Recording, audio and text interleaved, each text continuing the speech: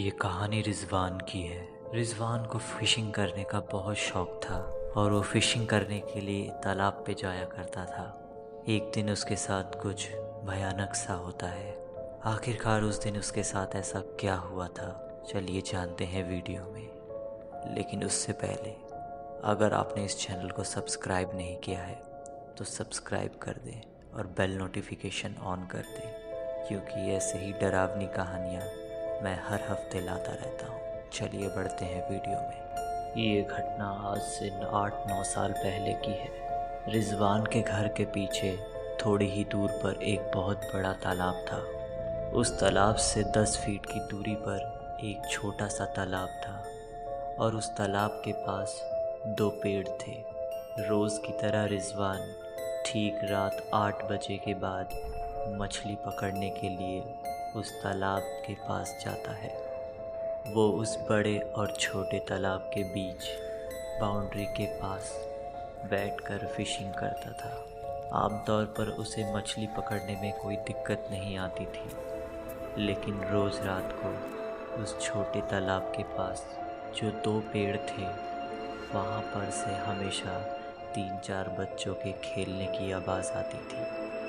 उन आवाज़ों से रिजवान को बहुत परेशानी होती थी। उसे चारों ओर नज़र रखनी पड़ती थी, क्योंकि वो तालाब किसी और का था और अगर उस तालाब के मालिक ने रिजवान को देख लेता तो उसको बहुत मारता। इसी वजह से रिजवान को बहुत गुस्सा आता था उन बच्चों पर जो हमेशा शोर करते थे। फिर रिजवान एक रात को सोचता है कि आखिरकार इन बच्चों को सबक सिखाना ही पड़ेगा। भला रात को कोई इतने अंधेरे में खेलता है। उसके अगले दिन रिजवान और उसके कुछ दोस्त ठीक 8 बजे के बाद मछली पकड़ने के लिए तालाब के पास जाते हैं। रिजवान उन बच्चों का इंतज़ार ठीक उसी बाउंड्री पर बैठकर कर रहा था। ठीक थोड़ी ही देर बाद वो बच्चे उन 2 पेड़ों के पास खेलने आ गए, लेकिन रिजवान की आंखें फटी रह गई जब उसने देखा कि ये बच्चे उन पेड़ों से उतर रहे हैं और इस तरह उतर रहे थे कि जैसे मानो वो सीढ़ियों से उतर रहे हैं। रिजवान ये सारी बातें अपने दोस्तों को बताता है। उसके दोस्त उस पर यकीन नहीं करते। फिर वो लोग सोचते हैं हम फिर कल आएंगे। अगले दिन ठीक उसी तरीके से रिजवान और उसके दोस्त उस पेड़ के पास पहुंच जाते हैं और ठीक 8 बजे के बाद रिजवान और उसके दोस्त ये मंज़र दोबारा देखते हैं।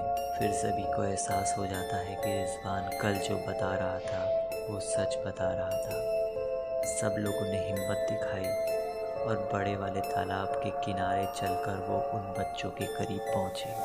फिर उन्होंने जो देखा उनके होश उड़ गए।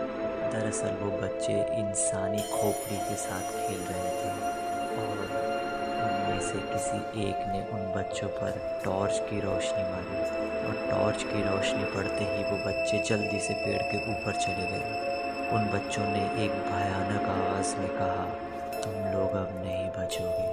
और वो आवाज़ इतनी भयानक थी कि जैसे तैसे करके सब वहाँ से भागकर अपने घर पहुँचे। अगली सुबह रिजवान ने ये बात अपने अंकल को बताई जो उन 2 तालाबों के मालिक थे। तो वहाँ के मालिक ने बताया कि उस पेड़ पर शैतान के बच्चे रहते हैं और उन्होंने भी कई बार उन्हें खेलते हुए देखा है, लेकिन उन्हें कभी कोई नुकसान नहीं पहुँचाया।